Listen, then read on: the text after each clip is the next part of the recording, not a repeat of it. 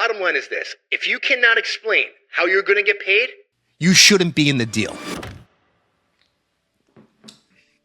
Hey, what's up, guys? Matt here. So the last couple of weeks, we ran down what to look for before you even think about investing in private deals.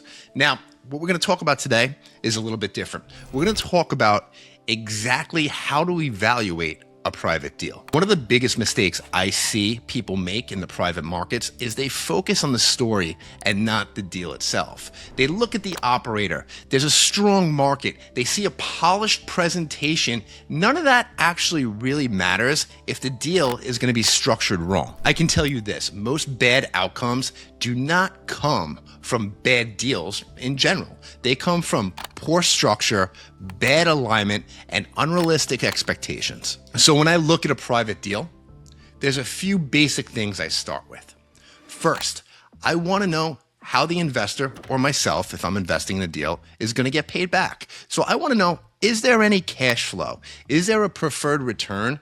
What's the exit strategy? Is it clear? How am I getting my money back? But more importantly, I want to know as an investor where I'm going to stand on the capital stack. Now, if the person that's bringing you that deal cannot explain in plain English how investors are going to get paid back, you should not be sending a wire for that deal. The next thing that I want to know is I want to know who's actually taking the risk. And this is a big one. I want to make sure the person bringing me the deal, or the sponsor as they call them, actually has skin in the game. They have real money invested alongside of me. I want to make sure they're not just getting paid for bringing me an idea. We need to make sure our incentives are aligned. Most importantly, I want to make sure they're not getting paid no matter what happens. So even if I lose money, the sponsor or the person bringing me the deal gets paid, that's not a deal I would ever invest in. Alignment matters more than most people really think. Third, the last question I ask myself all the time is,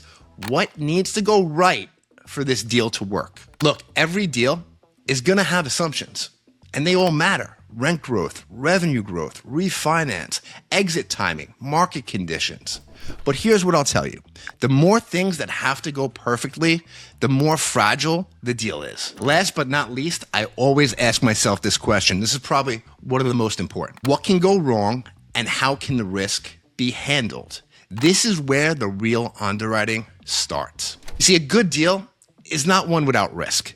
A good deal is where the risks are understood, structured properly, and priced in. And finally, I ask myself, where does this fit in my allocation? Is this an income deal? Is this a growth deal? Or is it an opportunistic deal? Because even a good private deal in the wrong allocation of your portfolio can still be a bad decision. Look, in the deal room, this is how we evaluate deals. Not with hype, not with pitch decks, but with structure, alignment, and purpose. This is how private investing becomes strategic instead of speculative. Remember, the goal is never to chase deals. Guys, it'd mean the world to me if you could hit that subscribe button, give me a like. If you don't like what I'm saying, that's okay too. Drop a comment and we'll get back to you.